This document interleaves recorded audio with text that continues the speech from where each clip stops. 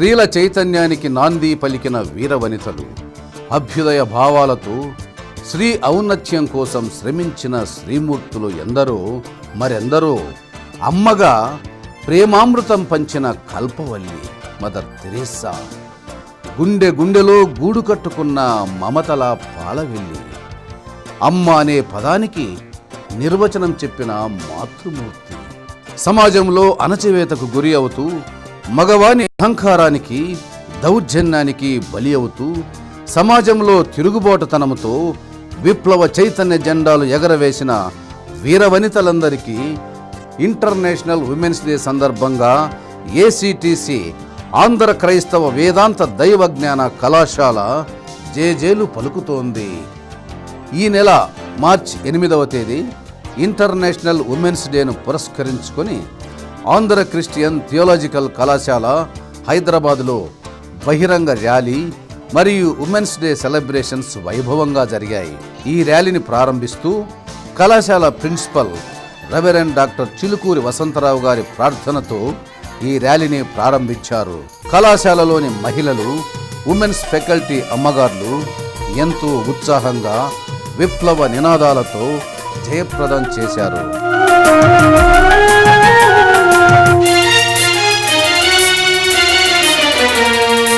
మహిళా బలహీన ఘటమ మహిళ, నీలోనూ దాగి ఉంది దైవ కళ. మహిళా బలహీన ఘటమ మహిళ, నీలోనూ దాగి ఉంది దైవ కళ. మొరపెట్టు ప్రభువుకు నీ పీడ కళ, మరి నిజముగా నీవే కుటుంబ కళకళ. మొరపెట్టు ప్రభువుకు నీ పీడ కళ, మరి నిజముగా నీవే కుటుంబ కళకళ. మహిళా బలహీన ఘటము మహిళ, నీలోనూ దాగి ఉంది దైవ కళ.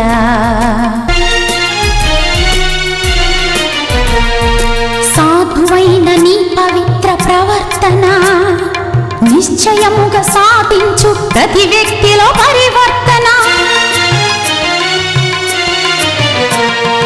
సాధువైన నీ పవిత్ర ప్రవర్తన నిశ్చయముగా సాధించు ప్రతి వ్యక్తిలో పరివర్తన. మృదువైన నీ చల్లని మాట ముదముగా చల్లార్చును మూర్ఖపు కొట్లాట. మృదువైన నీ చల్లని మాట ముదముగా చల్లార్చును మూర్ఖపు కొట్లాట. ప్రారంభ సభలో సిస్టర్ స్టెల్లా ప్రవీణ్ గారు ఆహ్వానితులను వేదిక మీదకు ఆహ్వానించి చిన్నారులతో పూలగుత్తులు సమర్పించి గౌరవించి వేదికను అలంకరింపచేశారు.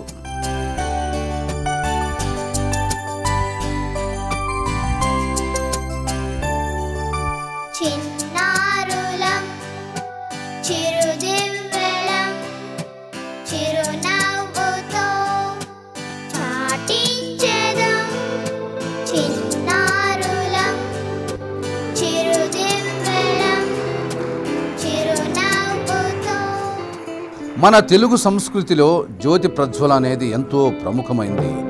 ఏ కార్యక్రమం తలపెట్టినా ముందుగా జ్యోతి వెలిగించి కార్యక్రమాలు ప్రారంభించుకోవటం ఆనవాయితీ. బైబిల్ గ్రంథంలో కూడా దేవుడు వెలుగు కమ్మని పలుకగా వెలుగు కలిగెను, వెలుగు మంచిదైనట్లు దేవుడు చూచెను. ఆదికాండం 1:3-4 అధ్యాయాలలో మనం ఈ సత్యాన్ని చూడగలం.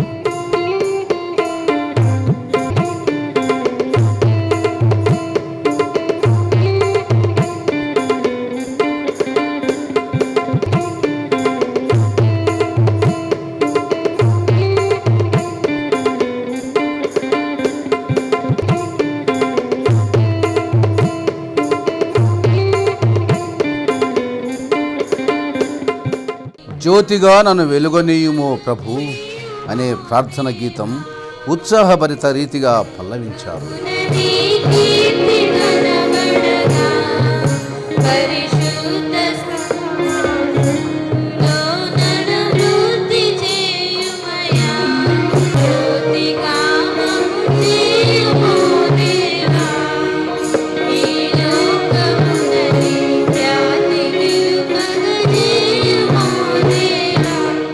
శ్రీమతి కాంతా ఎవెంజలిన్ వసంతరావు గారి ప్రారంభ ప్రార్థనతో కార్యక్రమం మొదలైంది. Upon herself burdens, silently bearing much abuse.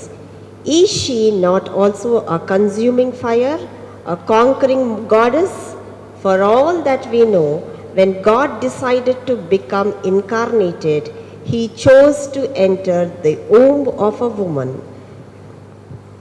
ప్రేమగల తండ్రి, దయగల దేవ, ఈ యొక్క దినంకై నీకు వందనాలు ప్రభువా. ప్రపంచమంతటా కూడా ప్రభువా ఈ యొక్క దినమును తండ్రి విమెన్స్ ఇంటర్నేషనల్ డేగా సెలబ్రేట్ చేస్తుండగా ప్రభువా మీరే మీ యొక్క సన్నిధి వాళ్ళతో ఉంచమని అడుగుతున్నాం తండ్రి. నీ యొక్క స్వరూపంలో దేవా తండ్రి స్త్రీని గాను పురుషుని గాను సమానంగా నువ్వు సృష్టించావు, నీకు వందనాలు తండ్రి. తండ్రినైనా సమాజంలో స్త్రీలను ఎంతగానో అణిచివేయబడి తండ్రి ఎన్నో బాధలకి వాళ్ళు గురి అవుతున్నారు. కానీ తండ్రి నీవు ప్రవ్వ స్త్రీకి ఎంతో ఇంపార్టెన్స్ ఇచ్చినావు తండ్రి. అన్ని రంగాలలోనూ వాళ్ళని దీవించినావు ప్రవ్వ. మరి ఇంకనూ ప్రవ్వ దీవించి వాళ్ళు ప్రవ్వ ఇంకా గొప్పగా ప్రవ్వ నీ సువార్తను ప్రకటించి నీ గురించే జీవించే బిడ్డలుగా చేయండి తండ్రి. సమాజంలో స్త్రీకి తండ్రి దేవా ఇంకా తండ్రి వాళ్ళకి గౌరవాన్ని నీవే పెంపొందించమని అడుగుతున్నాం తండ్రి. మరి ఏసీటీసీ కుటుంబంగా ప్రవ్వ మేము ఈ యొక్క దినంను సెలబ్రేట్ చేస్తుండగా ప్రవ్వ మీ సన్నిధి మాతో ఉంచండి ప్రవ్వ. తండ్రినైనా మమ్మల్ని అందరినీ కూడా నీ యొక్క ఆత్మతో నింపి ప్రవ్వ ఇంకా ముందుకు మమ్మల్ని నీ యొక్క చెయ్యిని పట్టుకొని నడిపించమని మమ్మల్ని అందరినీ కూడా దీవించమని ఈ యొక్క ప్రోగ్రాం అంతా కూడా మీ చేతికి అప్పచెప్తూ యేసు పేరట వేడుతున్నాను తండ్రి, ఆమేన్. జరిగే ఏ కార్యక్రమమైనా దేవుని వాక్యంతో మొదలు పెట్టుకోవడం క్రైస్తవ సంప్రదాయం. అందుకే దేవుని వాక్యాన్ని ఏసీటీసీ Bible teachers international women's day సందర్భంగా మనకు అందిస్తున్నారు. ఆశీర్వదింపబడును. నా ప్రభువు తల్లి నా యొద్దకు వచ్చుట నాకేలాగు ప్రార్థించెను. ఇదిగో నీ శుభవచనము నా చెవిన పడగానే నా గర్భములోని శిశువు ఆనందంతో గంతులు వేసెను.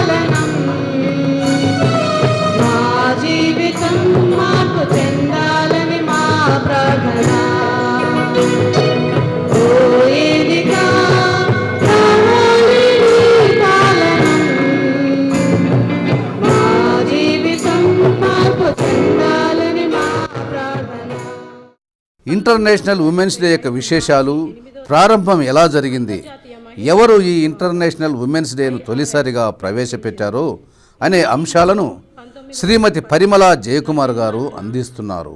రాజధాని అయిన కపెన్ హగన్లో ఒక అంతర్జాతీయ మహిళా సభ జరిగింది. జర్మన్ కమ్యూనిస్ట్ నాయకురాలైన క్లారా జకన్ ప్రతి సంవత్సరం మార్చి 8న అంతర్జాతీయ మహిళా దినోత్సవం జరుపుకోవాలని చేసిన సూచనలు బట్టి ఆమె అందుకున్నది.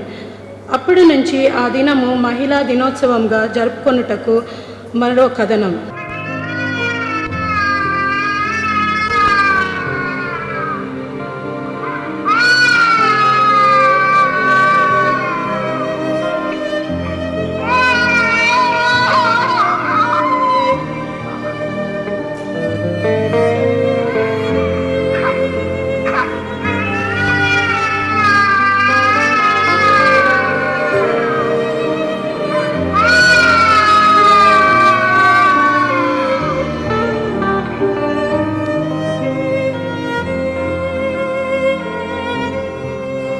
ఒక కుటుంబంలో ఆడపిల్ల జన్మించినప్పుడు స్పందన ఎలా ఉందో చూశారు కదా.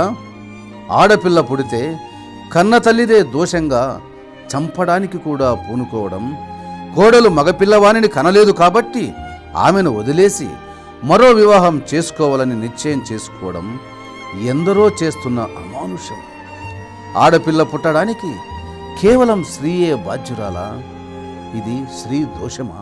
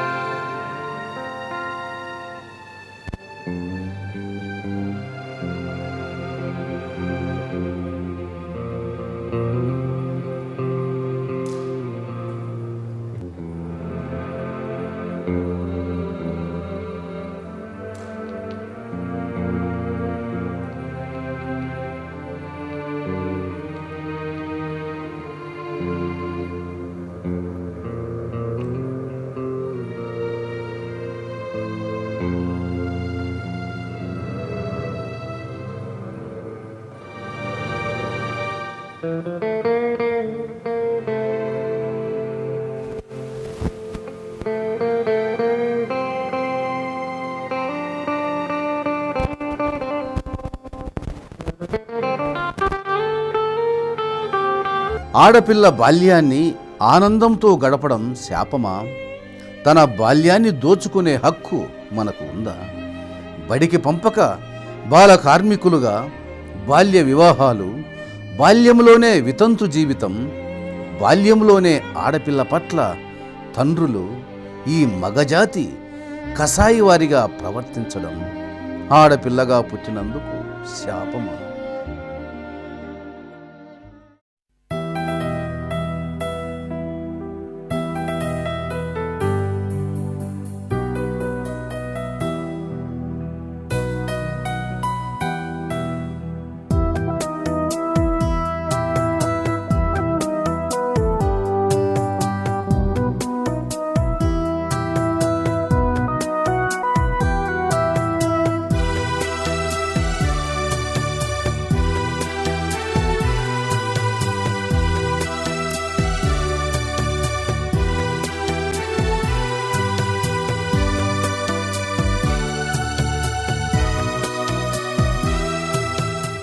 యవ్వన దశలో చూస్తే కళాశాలకు వెళ్ళి వస్తుంటే వేధింపులు, ప్రేమించలేదు నిన్ను అంటే యాసిడ్ పోయడం, గొంతు కోయడం.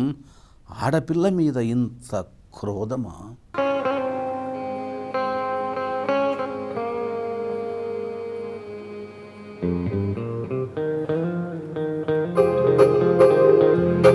భార్యగా వివాహమాడి అత్త ఇంటికి పోతే కట్నమంటూ నెట్టి కొట్టి కాల్చి చంపడం, తప్పుడు నిందలు వేయడం, ఇదేనా స్త్రీ జీవితం? ఆడపిల్లను మన పిల్ల కాదని, అక్కడి పిల్లని ఆడపిల్లగానే చూస్తూ కన్న తల్లిదండ్రులే నిర్లక్ష్యానికి గురి చేస్తే ఆడపిల్ల మనగలిగేది కదా? పురుషులు ఎంతమంది ఉన్నారో స్త్రీలు అంతమంది ఉండాలనే సమతౌల్యం పాటించకపోతే భవిష్యత్తులో మానవజాతి మనుగడ ఎక్కడ?